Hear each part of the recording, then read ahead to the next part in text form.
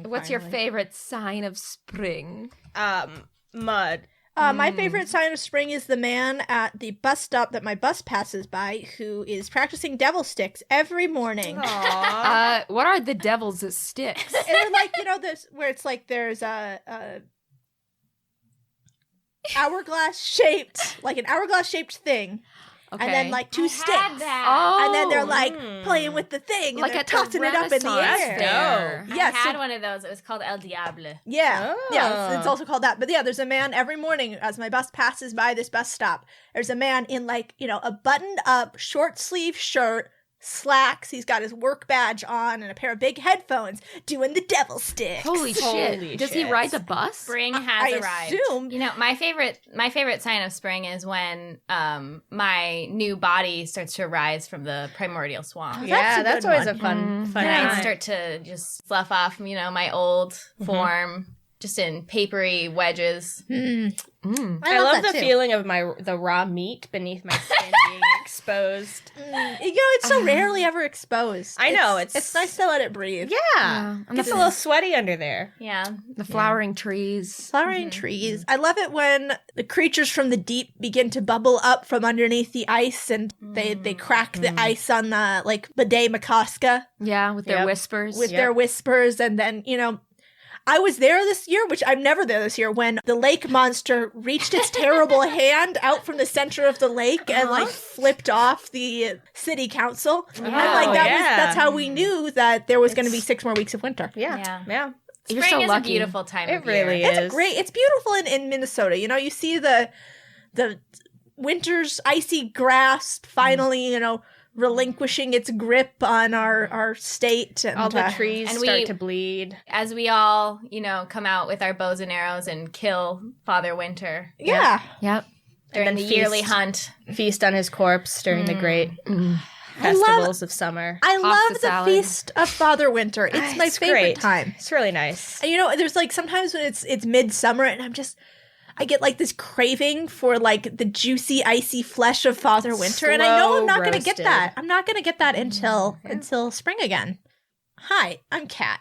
I am the one who brought down Father Winter this year, and I will keep his head as a trophy until next year when I have to replant it in the ground to summon the winter snows. I'm also your DM. Oh, wow. Hi, I'm Noelle. I play Fran.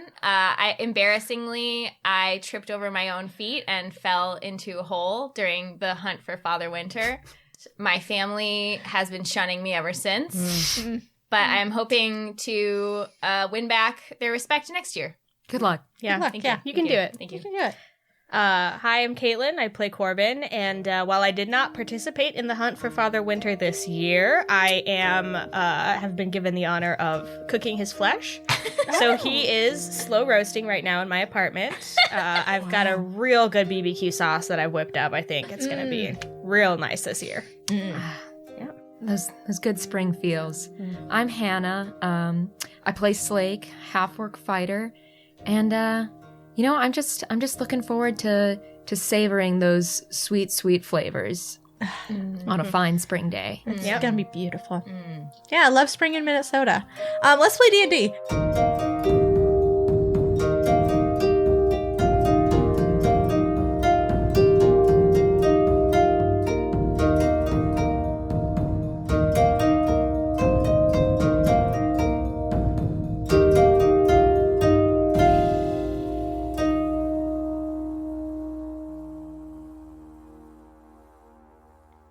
An age ago, the god Iona was kept in a garden of the most beautiful lightning strikes that ever streaked across the sky. It was her lover, Bruva, who trapped her there, tired of chasing her across the world. He wanted her to be still, to be his, and so he kept her there, with all of her beauty and the beauty of a storming sky contained inside high walls. The light from the garden was so bright it shone like a beacon across the sea, and inside Iona wept bitter tears which turned the sands to glass.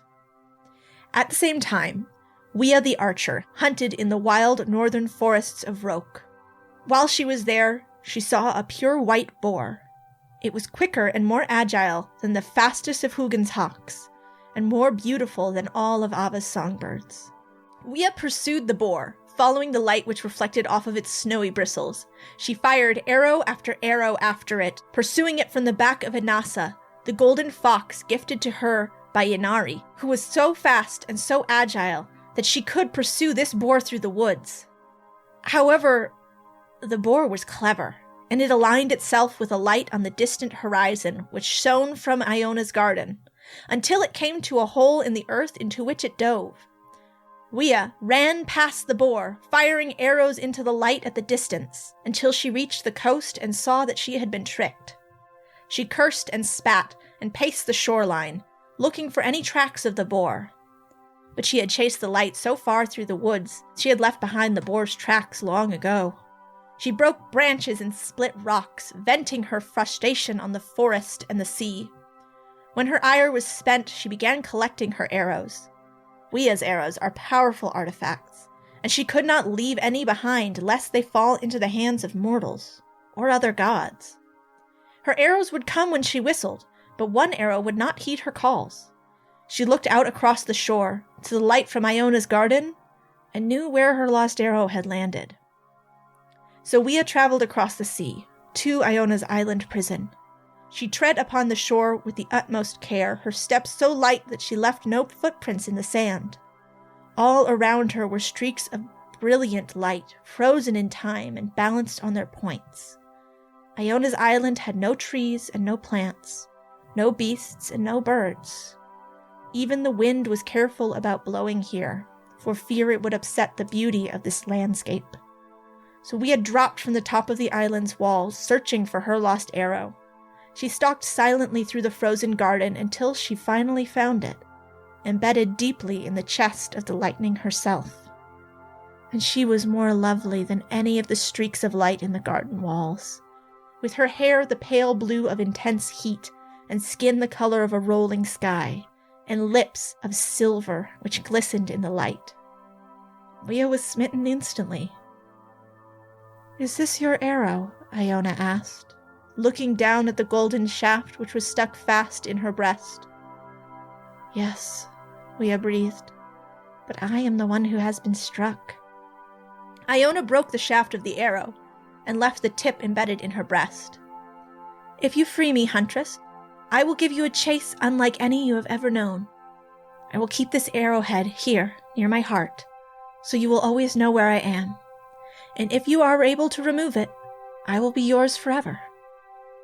Wea agreed, and broke the binding which kept Iona on the island. Iona ran as fast as her name, and Wea followed, tracking the god across oceans and rivers and mountains. They raced across the very sky, and where they stepped their love painted a rainbow of color. But Wea was the cleverest of hunters, and knew that when a beast cannot be chased, it must be trapped. So she returned to the island where they met, and became one with the fine sand. When Iona returned, breathless, disappointed that her love had given up on her, she sat in the sands and wept, resigning herself to belong to Bruva. It was then that Wea sprang forth and took Iona around the waist, holding a hand to her heart and grasping the arrowhead. But she did not remove it. "I wish always to stay by your heart, my love, and I will chase you forever," she said.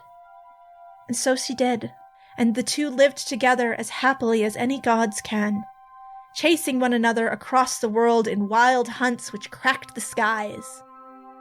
But the jealous thunder loomed on the horizon.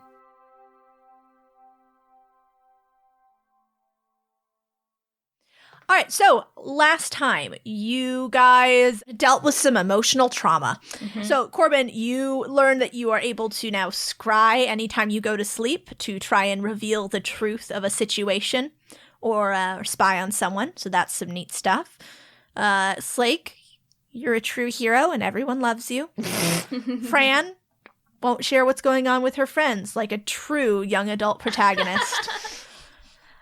And Mary will have to choose a name for herself. And once she does, she will become a full god and doesn't know what will happen after that. So you all emerge from these caves, and that's where we are. Welcome to Arc 5. the Weeping God. Ooh.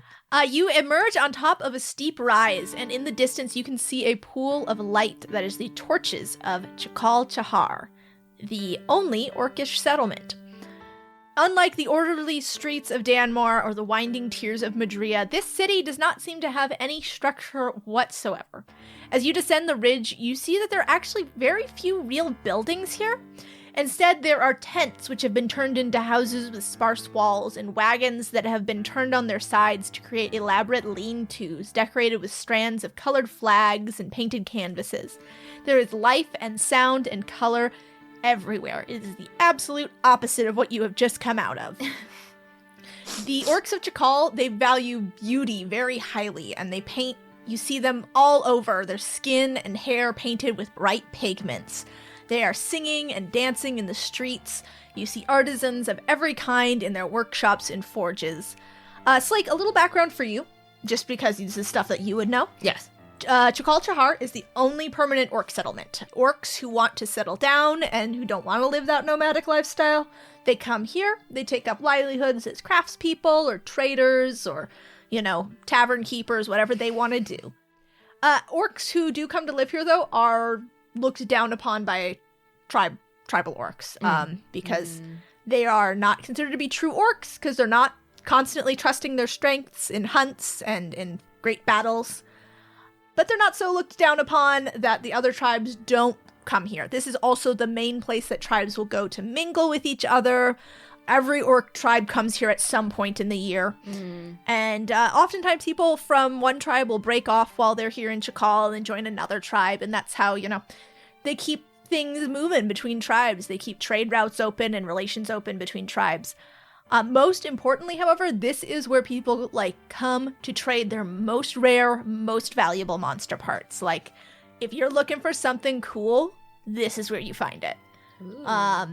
It's not only orcs here, though. There are people from all areas of the continent who've come to study with the master artisans of Chakal. The works that they create are geometric and sturdy. They're made of metal and bone. They're way different than the delicate elvish goods of Ilfra or the fragile colored glass of Danmar. Everybody here, they're wearing clothes that are sturdy and bright and layered for this variable northern climate. So, you guys have a market list that I gave you if you want to do any shopping. Ooh. There is also if you want to summon Dawson into this mess, you have the option to. So the market is mostly our usual stuff, right? Yeah, there's some different things in there. A couple here's a quick. You smell those good smells. You just as you're walking around this market, it's around here somewhere. Oh my god. Could it be? Could it be? You turn a corner and you see the gluttonous gal. Oh my god! Oh my goodness. Corbin runs to it. He just takes off. He doesn't even say shit. He's just booking it. Book it to the gluttonous gal. Oh my god. Good You choice. what does the gluttonous gal have? The gluttonous gal has these big sandwiches that are a tiny piece of bread and then a whole fistful of meat and then a little piece of bread underneath. Oh my god! Those are the sounds that Corbin makes as he bites into the sandwich. Fucked up. You also, Corbin, you get your Hungry Boy passport stamped. Yeah, good. The most important quest. That is. I just steal a bite of Corbin's sandwich. Corbin tries to smack you away, but he is too slow. Yeah. I imagine you coming out of the shadows like a viper. Yes. I appear out of nowhere. I don't use my hands to hold the sandwich. Yeah, no, you just come with your mouth. I witnessed this as I'm approaching the counter to purchase a sandwich, and I go, "Oh, friend, do you want me to get you one too?" That's okay, I've got some. God damn it, Fred. Does Mary want a sandwich? Mary doesn't need a whole sandwich. She'll just take a bite of yours, Corbin. Yeah, okay, I figured.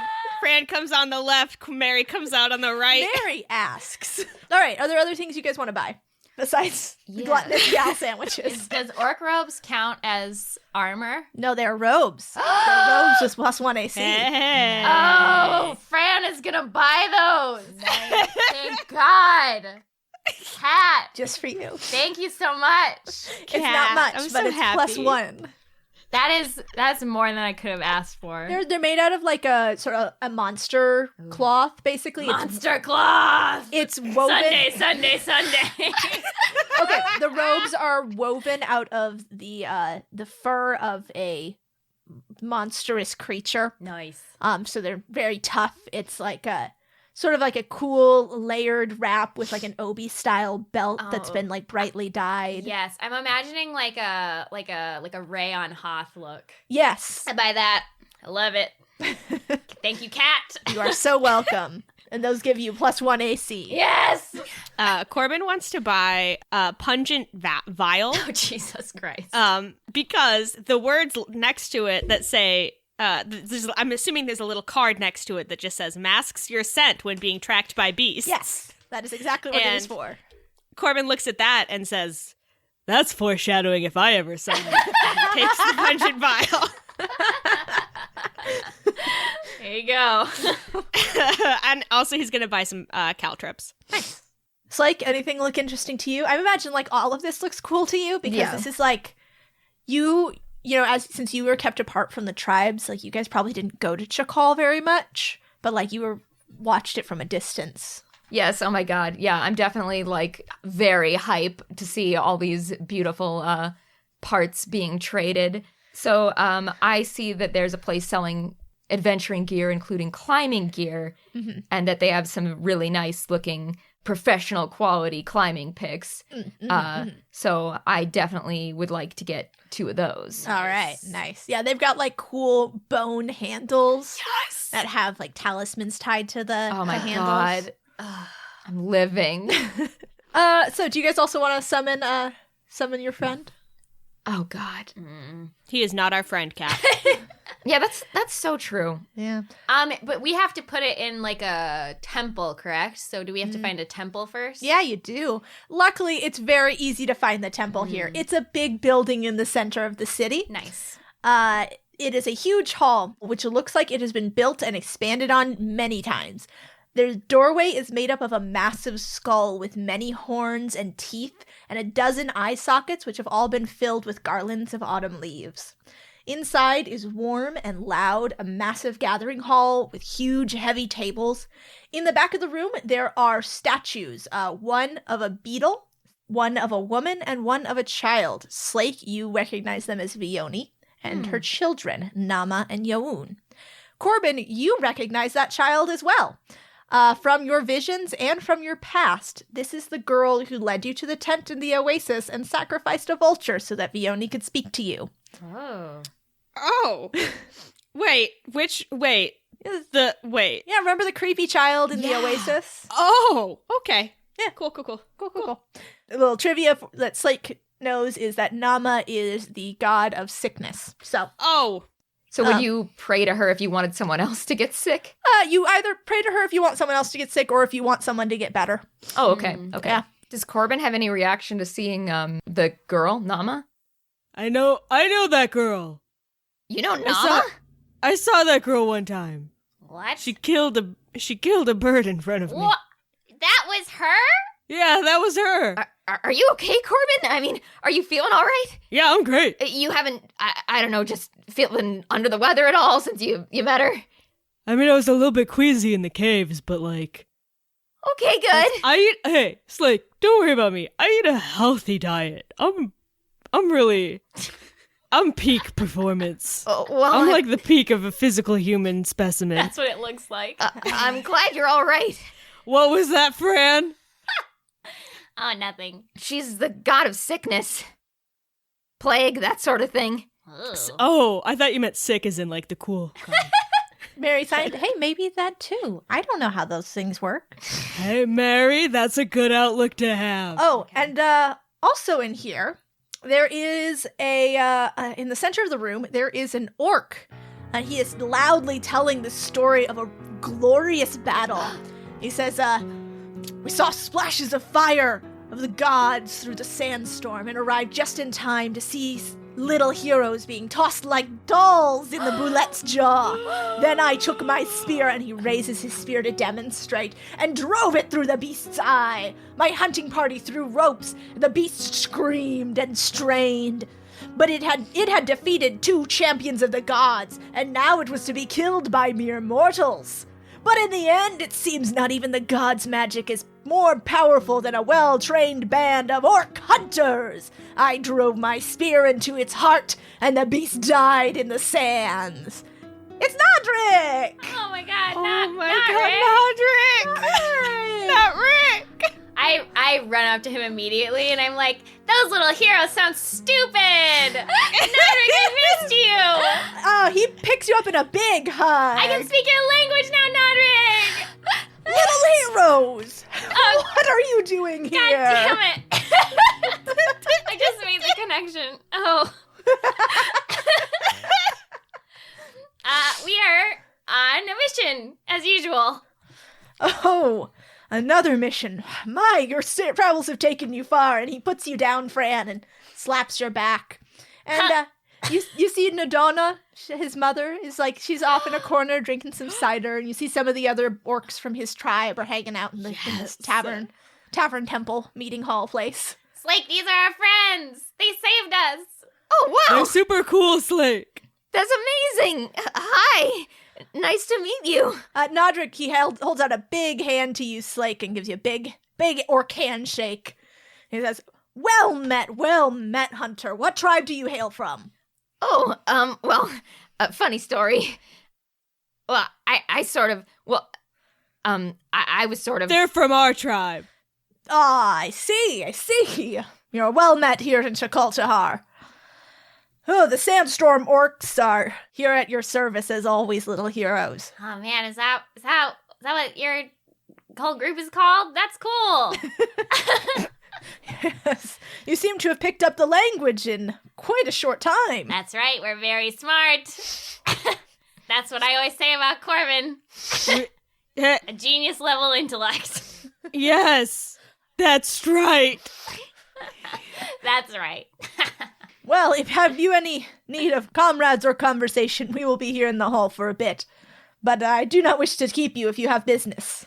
Our business is really something I don't want to do. So, we're talking about it really euphemistically, like we're going to summon Lord Voldemort, I realize. We have not said what we're here to do. They know, though. The listeners know. Yeah, I mean, they know. All right. How have you been? Oh, as hale and as hearty as we can be. We came north, though, about a month and a half ago. Before it turned so cold, it's gotten real frigid up here for us southern orcs, but unfortunately, the way back south has been blocked. We're glad to be here by the warm fires of Chakaltahar, but we are hoping to get back south before the winter sets in full. What's blocking your way? The forest. We could go through the caves, but my people are not used to such confined spaces. It's, no offense to you, Orc of Yohun, but those paths are not for us of the sky. It's not for everybody. It wasn't for me. We came north through the hooded forest, but the way back has become impassable. It's as if the beasts in the forest have gone mad, too mad even for us. The last group of trackers and scouts we sent that way, only one made it back. Would that be the same forest that Torva was looking onto? It might be, but it is the one that you've seen it on maps. It's the one that borders Ilfra, that surrounds Ilfra. Okay. So probably. Yeah. So probably. So you can infer that his siege of Ilfra, that's a part of it. Yes. Okay. You might want to stick around here for a little while. Well, there's certainly nowhere else we can go, and we're not going to go out in that cold. And he jerks his thumb back, and you guys, it's not that cold. Yeah. It's hovering in the low 60s, high 50s. Oh my god. Mm-hmm. But tell me of your travels. And, he sits you down. You guys have a conversation over cider, and he gets you some drinks. Mm-hmm. And we mention, of course, in the process of telling our story, that we know that forest is related to Ilfra, that Ilfra is under siege, and that we're looking for fighters to go there. What does he think about that?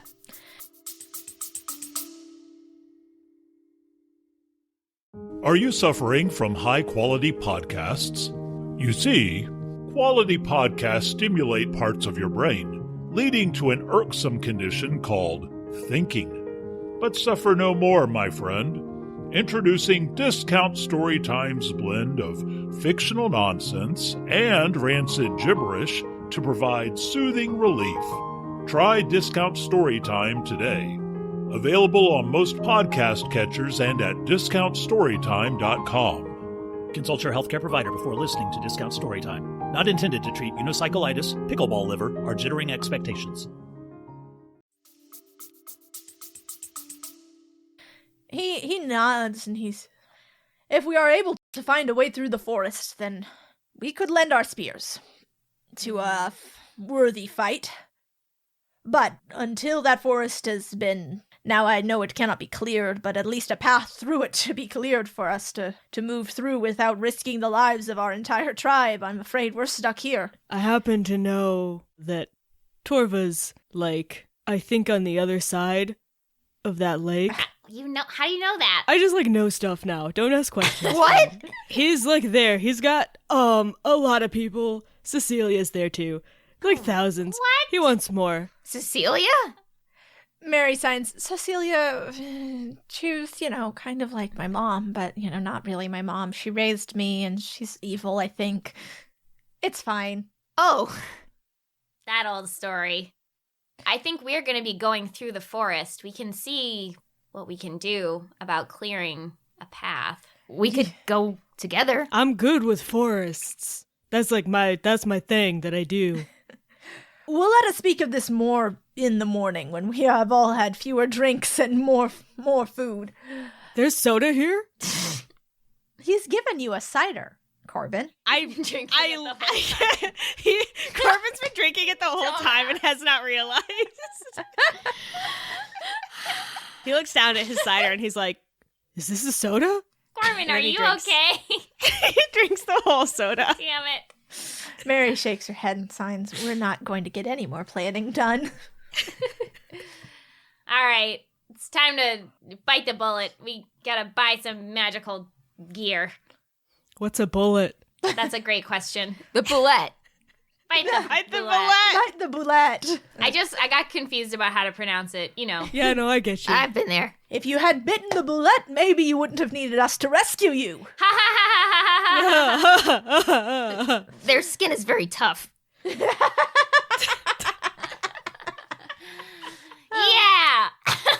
Good one, Slake. What? I mean, as far as combat tactics with the bullet. Slake, you got him. All right, Nodrig. We'll talk to you later. He cheers you, lifts his mug to you, and all the other sandstorm orcs, they also cheers you. Aw. They go, little heroes, good to see you. Oh. And when you guys go by Nodana, she gets up and gives you guys a hug, and she's like, good. I'm so glad you children are alive. Oh, I'm glad you're alive. Oh, we love you too, Grandma. Nice to meet you. Oh, and she's like, she brings you into the hug immediately as well, Slake, and she's like, oh, your new friend. Oh, I'm so glad you have someone tall and sturdy to protect you. I was so worried. Yeah, we're good to go. Oh, and she looks at you, Slake, and she whispers, says, now, child, you must always make sure to take care of the smaller mortals. It is our duty as orcs to make sure that the other races of mortals do not put themselves in too much peril. They're very squishy. I'll try. They're very easy to kill. It's astonishing. Thanks. I look over uncomfortably at the others. Thanks, Odana, for that. I believe in you, children. Now go on your errands. Don't let an old woman tarry you. Okay. Thanks, ma'am. Thanks, Grandma.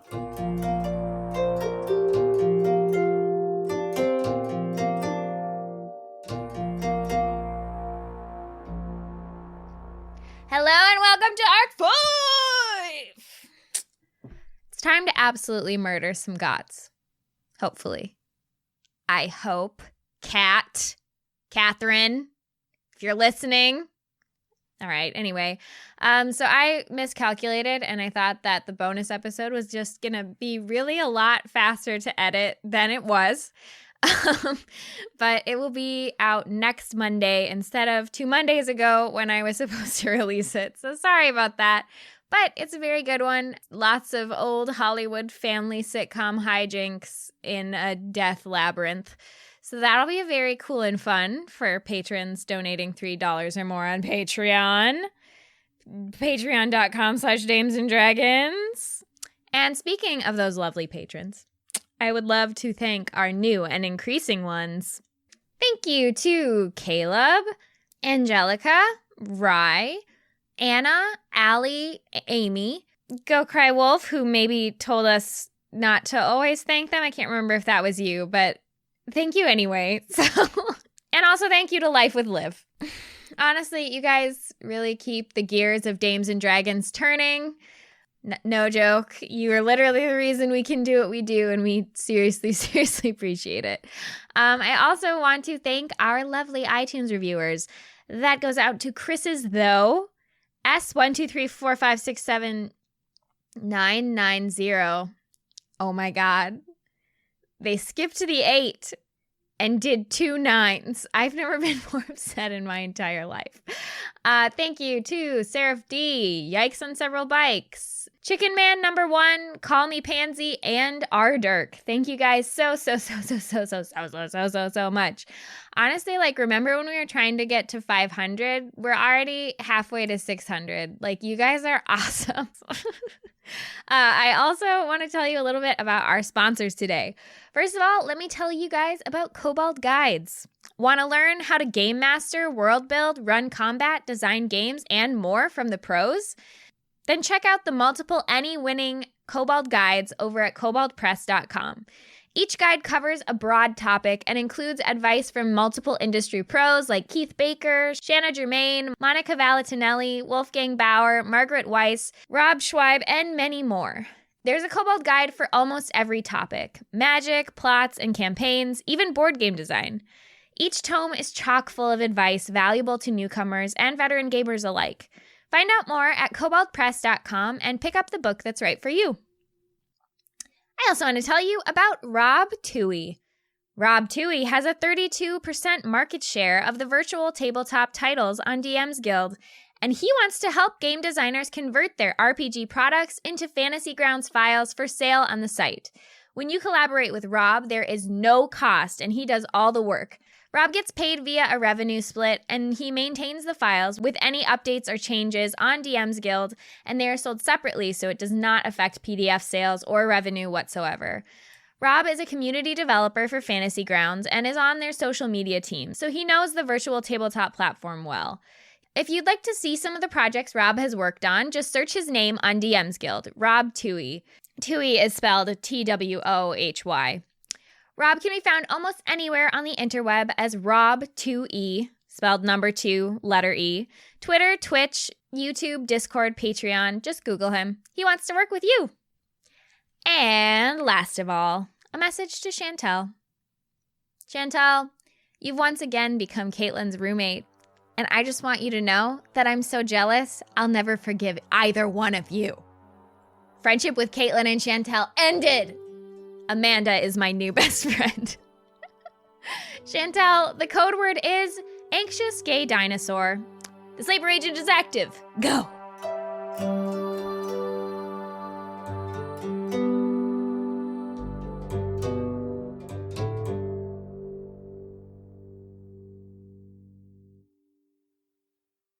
As Iona and Wea, the lightning and the hunter, continued their chase across the sky, Bruva, the thunder, whose garden Iona had escaped from, followed after them. It was he, Bruva, who had loved Iona first, and he who she had cast aside. He chased them, too, begging Iona to take him back. They had been made for one another by the very forces who made them all. They belonged together, the lightning and the thunder. It was natural, and it was right, and he would not let her follow her own will, not when that will did not match that of the forces. But at every turn the hunter and the lightning outwitted him. When he thought he was gaining on them, he would stumble into a trap. When he thought he knew where they would land, they sped off in another direction. So Bruva sought the god of victory, and pleaded with him to help him find a way to defeat the archer. She was too clever, and with Iona by her side she was too fast, and Bruva would never be able to catch them on his own. But Torva was more clever, and he knew his sister too well. "We cannot resist a hunt," Torva told him, and handed him a vial of poison of the castra, the poison he had made to kill his own brother. He would now loose on his sister too. "She has yet to catch the white boar of Roke. Catch the boar first, and coat its tusks in this poison. Enrage it and set it loose again. I will take care of the rest." So Bruva did as he was told, and trapped the white boar using his thunderous voice to bring down a mountainside. He then coated its tusks in the poison and whispered lies into its ears about the archer who would come to kill it, and kill all of its piglets, and all of the piglets that its piglets had sired. And when the boar saw nothing but red, Bruva released it, and waited until he heard the archer scream. And Bruva was so pleased with the agonizing sound that he hurried his step to make sure he saw Wia's painful end for himself. But when he reached the clearing, it was not Wia's body he saw on the forest floor. They were not screams of pain. They were screams of rage and sorrow. Cast to one side was the white boar, pierced by 100 golden arrows. The archer was alive and unharmed, but in her arms she held Iona, who had been gored by the boar's tusks. She had seen the boar charging for Wia and had thrown herself in the path of the beast to spare her love the pain. Seeing what he had done, Wia's screams paled in comparison to the wailing of Bruva. His sorrow shook the skies until the gathering clouds wept for him. He pounded the earth until a great crater formed. His tears filled the crater, and the rains that swept the lands would not stop. The seas rose, and the winds tore apart the cities of mortals. Bruva wept for 400 days, drowning himself in a lake of his own tears. It was not until Laliana and her sister Rove fashioned great bands of ice to bind their brother to the bottom of his lake and contain his grief that the rains stopped and the skies calmed. On lonely nights, one can still see the glittering ice at the bottom of Band Lake, and on those nights, one can hear the grief of Bruva still lapping at the shores.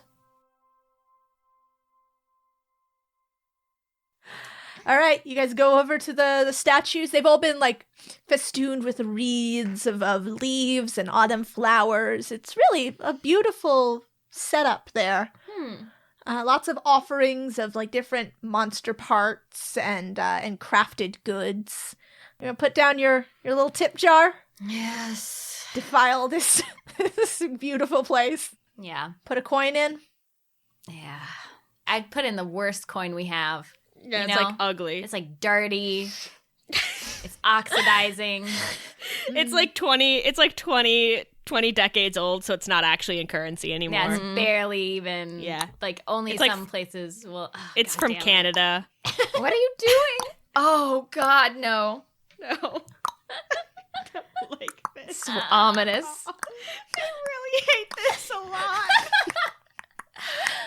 It's so much worse when, I can't see Kat right now. and You it's don't so want bad. to. Hi! Hail, travelers! And when you exit this hall, you see just outside a new stall has been set up. A beautiful donkey, a beautiful table laid with magical wares, and a absolute bastard standing in front of it. It's Dashing Dawson and his delightful deal donkey here to sell you some stuff. Oh, jeez. Well, I'm delighted to see that donkey. It's a beautiful donkey. Delilah. Oh, now this is somewhere I have not been in ages. Well, not ages, months really. Ever since Vioni came back down to this world, I haven't been able to manage to find a space here in Chakal Chahar. It is truly good to be back. He gives a little shimmy of his shoulders as he says that. This is a place for merchants. This is a trading hub. What can I do for you, adventurers? Drop dead. That is a strange thing to summon me for, and I won't do it. If you ever want to make a deal. Good one, Fran. We were just seeing if you had any new wares. Oh, I do. And he gives a big sweeping motion.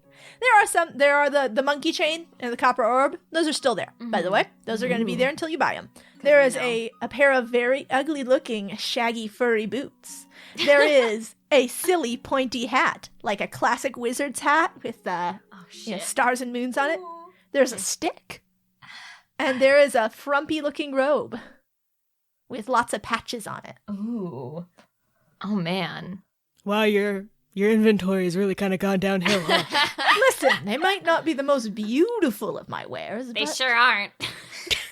but each one has a unique value. Fran, can you do that thing? What thing, Corbin? I've never done a thing. Corbin? Can you... Fran, Corbin! Shh. I go and I look at the orb, the copper orb. All right, it's a shiny copper orb dotted with constantly moving bits of obsidian. Probably a normal orb. Probably has no magical properties whatsoever. Mm-hmm. You do actually know what these are. These are the I know. Trailblazer beetles. Yes. Trailblazer beetles? Yes. What can you tell me about this, Mr. Dawson? This beautiful piece of art.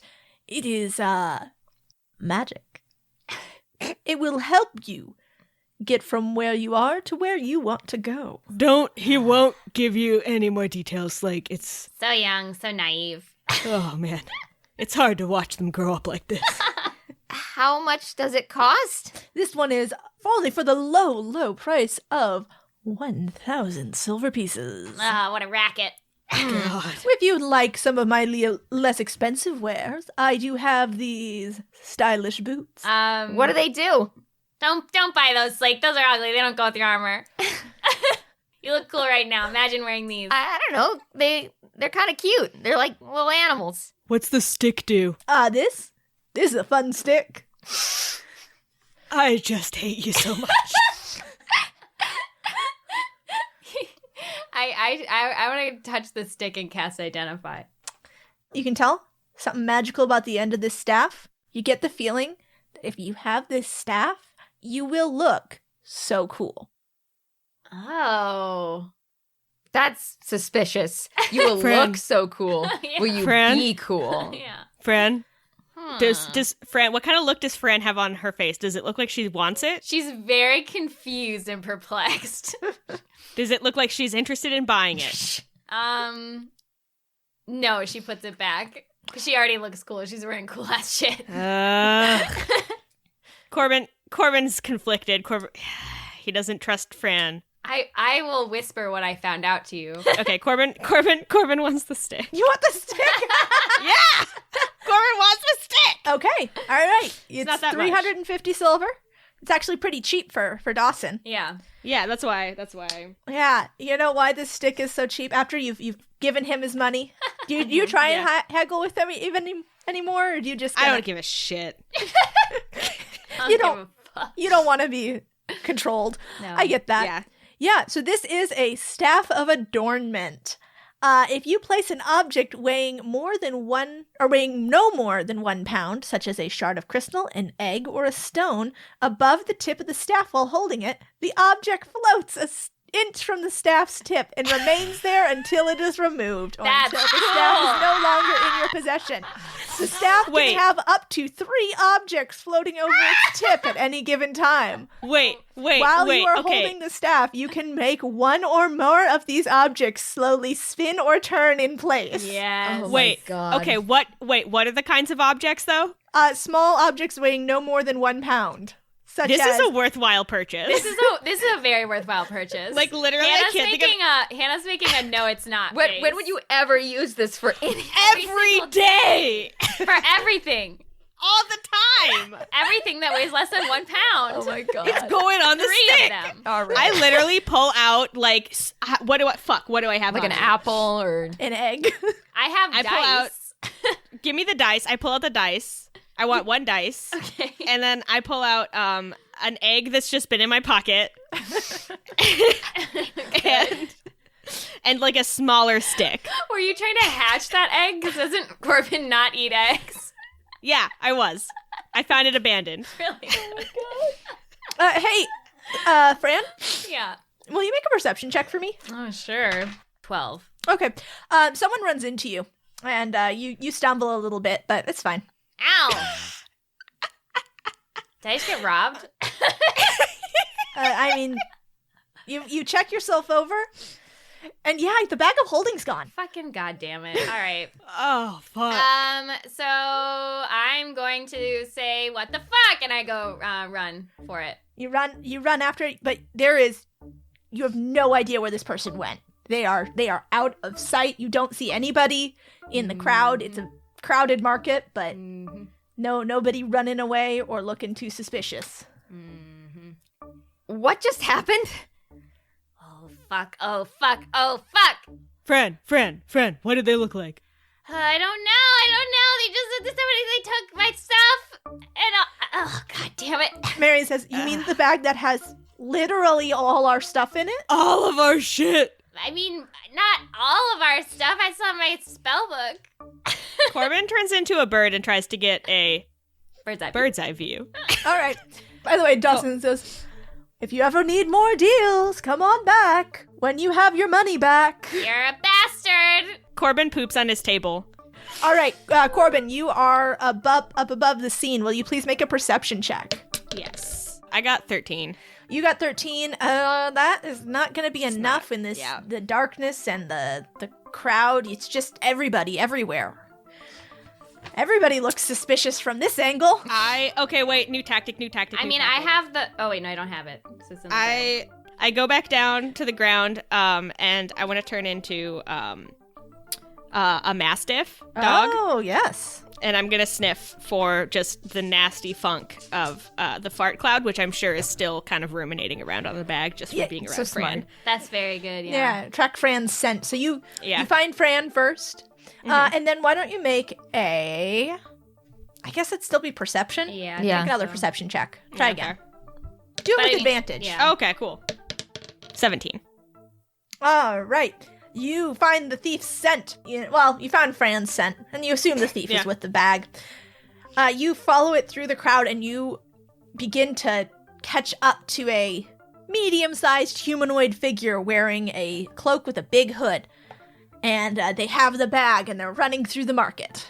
Oh, and I'm following Corbin, by the way. Yeah, I chase. Yep. I give chase. Mary is following Fran. Slake, I assume you're following Mary? Yes. Okay.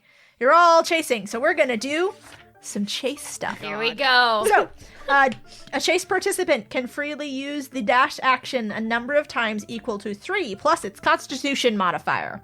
The turns are gonna go in the order that you guys are chasing. And the thief is first, and they are gonna dash now that they see that they have a big old dog and a trail of weirdos on their tail. Oh, they got a natty 20. What the fuck? They put on a burst of speed. And then it is Corbin's turn. How much did you say your speed is as a dog? As a mastiff, it's 40. Okay. So the thief is was able to move 60 feet, so it is 100 feet away from you at first. So. Okay. I am gonna also dash then. And next it is, what did I say, Fran? Yeah. Fran's turn. I think what I'm going to do is they're 100 feet in front of me. Yeah. So... What should I do? An illusion of that would scare so Just do an illusion of a brick wall. Yeah, well, if it appears out of nowhere, though, that's going to be really That's true. suspicious. I have to do something that can appear out of nowhere. Charging a sandworm. Also, Coming out of the ground. Like a Tremors guy. Yeah. Also, Yes, Graboid. Something it does say in here is if you are casting a spell, you cannot run and cast at the same time, so you'll lose ground if you stop and cast a spell. But the rest of us can run. It's fine, yeah. Yeah. Grab We don't all need to catch them. Yeah. Okay, so is there an open space ahead of them? Yes. At the moment, yes. Okay, so I think I am going to do what Hannah suggested, just an image of a big old nasty monster worm bursting out of the ground. Okay. And they can use their action to check if it's real or not, but that's their action. Oh, I see. And I also see a lot of unintended consequences to this action. Yeah. Well, they like people will try to hunt it and then it'll be fine. Yeah. Yeah. It's just try to hunt it. Well, They do. All right. The entire market around this erupts into chaos as everybody grabs, it's just like everybody grabs weapons from everywhere. It's like everyone had a weapon under their stall or like a weapon behind their chair or like weapons strapped to their thighs. Like everybody is suddenly armed. And some people you're like, where'd that even come from? love it. Doesn't matter. They're armed and they're all rushing towards this sandworm now. Love it. So the thief does take a second to reel back, but they are gonna make a dexterity save to see. Whoop! They failed that. So they get hung up on this. But the next person in the order is Mary. She's gonna dash. She's gonna dash to try and get in closer. Yeah. But she's only gonna do one dash. Now we're gonna move to Slake. Okay. I'll probably just use my first free dash as well. Mm-hmm. Could use extra ones. Yeah, maybe Try I'll do my catch next 'em. dash. Yeah, try dashing again. So is it a check? Yes, it's a Constitution. Okay. Constitution 10. 11. 11 passes. That Nice. passes. So you do your second dash. You're actually right on top of them now. Make a grappling check. That'd be a strength check. Nice. Oh my god. Yeah, Shit. Oh, god damn it. Wow, 8. 8. Oh, they only got 12. I thought they were going to lose, but they Wow. managed to evade your grasp and slip underneath you. It's like a classic, football. Classic football. A classic football. Just a classic football. It's a classic football. Not football. Slip the tackle. Just like those classic football boys do. So Nailed that classic football. Now they slip under and they slip into the chaos that Fran's illusion has created. And now we are back up to the top of the order. The thief throws down caltrops as they slip Slake's grasp, and that therefore they have any creature that enters the area. So anybody who's trying to chase now has to make a DC 15 dexterity saving throw. Messed up. Corbin, it's your turn. Okay. Could I swerve around the crowd and try to catch the thief without having to go through those fucking caltrops? You could, but it's going to take you more distance. Yeah, So you would probably have to dash twice, I would say, to Okay. get around. Basically what you'd be doing To is not lose. you'd be surrounding them because Yeah. they're in the middle of this crowd. If you want to get to the other side of that, it's not a bad idea. It's not a bad idea. Yeah. That's what I'm going to try to do. Then. Okay. right. Then make your So- dash. You get one free dash, and One then free dash. you can dash again. Please, God. Oh, I definitely got past 10 because that was a base 13 roll. Nice. Fuck Well yes. done. So you are around to the other side. You see now, as you're getting close to this thief, you see that there's not a human face underneath that hood. I assumed it was an orc since we're in I an orc suppose. town. It's not Yeah. an orc either. I bet it's a Dawson puppet. I truly No, it's hate. a creature that has a beak. Oh. Oh, fuck. And it sees you and it gives a big squawk. What the fuck? And looks around panicked. Then it changes course. It changes course and runs towards the forest that borders the edge of this encampment. How close am I, Kat? You're close enough that you can make one more dash action to try and bring it down. I'm not within 5 feet, though. I'll say you're within 10 feet.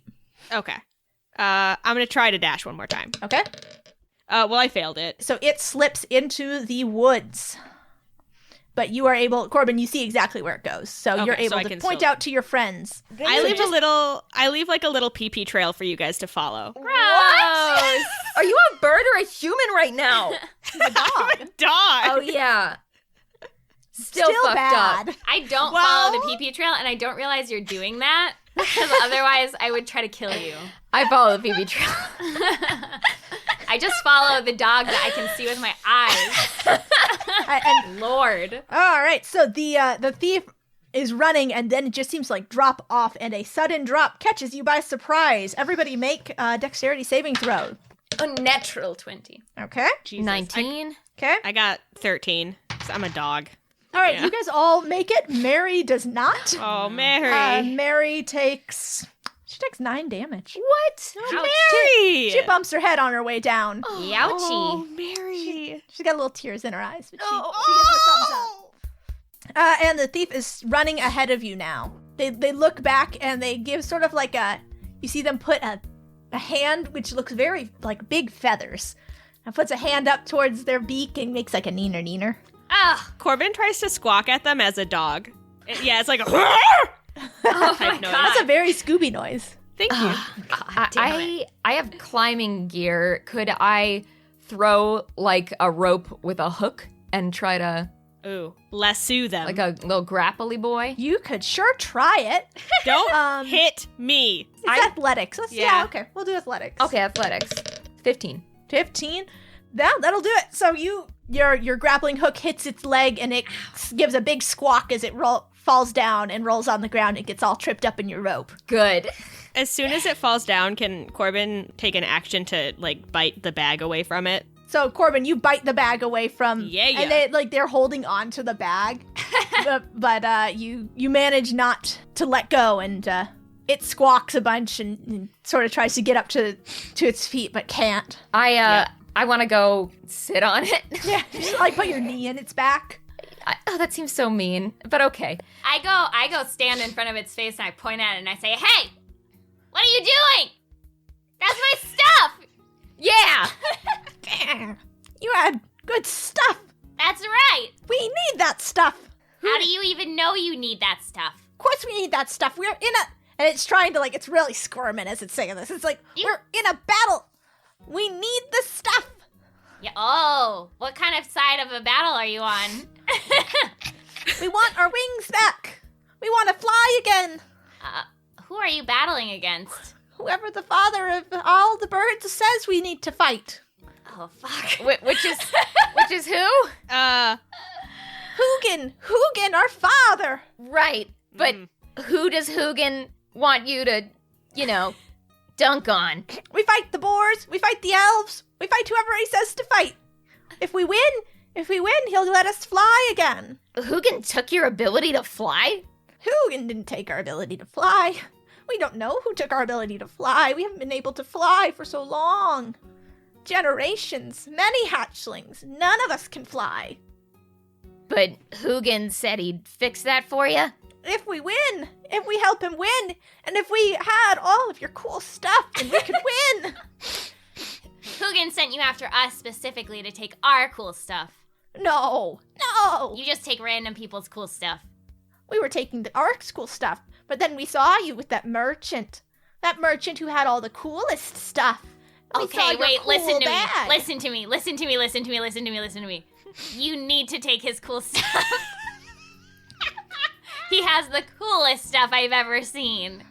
Yeah. If you let me go, I'll take his stuff. I don't know if that's true, and I'm not gonna do it, but keep this in mind in case you get free by accident. He has the best stuff. He does have some pretty good stuff. Corbin barks. Oh, Jesus. Out of character. Yeah. I forget. Isn't Hugin working with Torva? Yeah. Yes. Yeah. Hugin's working with Torva, and Yeah. so they're not predisposed to like us very much. Oh, yeah. Yeah. Hugin blames Kai for taking his sister and then killing his sister because she, took Moonin's power and then tied Moonin to mortality and then Moonin died and right. It was like a whole thing. It was like a whole It's like a whole thing. It's just like a whole thing. Just exactly like that. Yeah. Cool. Well, you can't take our stuff. That was very bad. Akka won't take your things then. Just let me go. I am but a poor, frail bird. You are so fast and you're not frail at all. You're clearly very strong and agile as hell. The Kenku Akka, she rolls around in her ropes, oh, so frail. Akka, what do you like? Akka likes to be up high. Akka likes to feel the wind in her feathers. Akka likes shiny things. Akka likes powerful things. Things that are in that bag. And Akka makes another swipe at the bag. No, Corbin pulls away. He jumps away like a little dog who has been trained. It's whole life to play tug-of-war and keep away. Akka, it sounds like Hugin's offering you kind of a raw deal. Has Hugin even given you anything? You don't know. You don't get it. Hugin has given us everything. Hugin has given us a purpose again. We were all drifting, wandering, lost thieves. And now we band together. Now we steal from orcs and steal from elves and make stockpiles of shiny, cool things. What if you came with us and told us a little bit more about who you're working with, and we gave you some shiny things? There is a really loud sound overhead. There's a huge, deafening screech. And Akka, she goes, Don't like this. And you feel a great wind gathering behind you. Then it builds to a deafening roar. It seems as though the whole forest is going to collapse around you, and you look back in time to see a monstrous bird, larger than the trees, larger than any buildings, descending from above. Please make a dexterity saving throw. What the fuck? I got an 11. I got 15. I got amazingly 17. All right, Fran and Mary, you both failed, and you guys take 6 damage. And as you regain your senses, while Corbin and Slake are able to dive out of the way, Fran and Mary, you are raked with the tips of giant claws. God. And when you get back up and you look up, you see Akka is gone, and she is clinging to one of these giant claws of this monstrous bird. The shape of it black against the gray light of a coming dawn, growing smaller. That was Hugin, the hawk, with massive onyx wings that are striped and mottled with white and gray. You all see, flying alongside Hugin, there's a small white bird that is tied to his talons by a golden chain. Ava?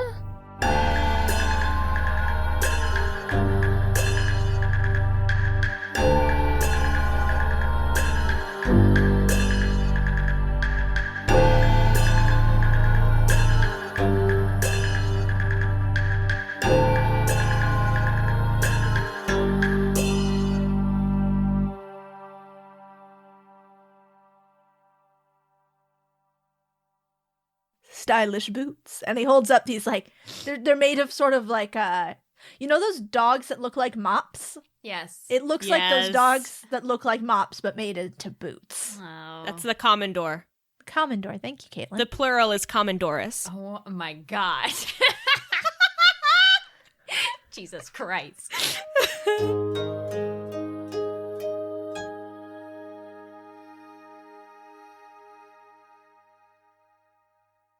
Out of the Box Encounters is Nerdarchy's first Kickstarter, and it's already funded and smashing through the stretch goals. The Book of Encounters is designed to make running 5th edition effortless. Each encounter in the book is full of content and can be used to fill in the gaps between adventures, hook your characters into a new story, or have entire campaigns built around them. Packed with wilderness and dungeon encounters, the book has all areas of play covered, from sword and spell slinging to puzzles and social interaction. The Nerdarchy team is collaborating with amazing people to make this book a reality, including Matt Mercer and DSPN's own Lisa Penrose and James Introcaso. Check out the awesomeness for yourself at nerdarchy.com.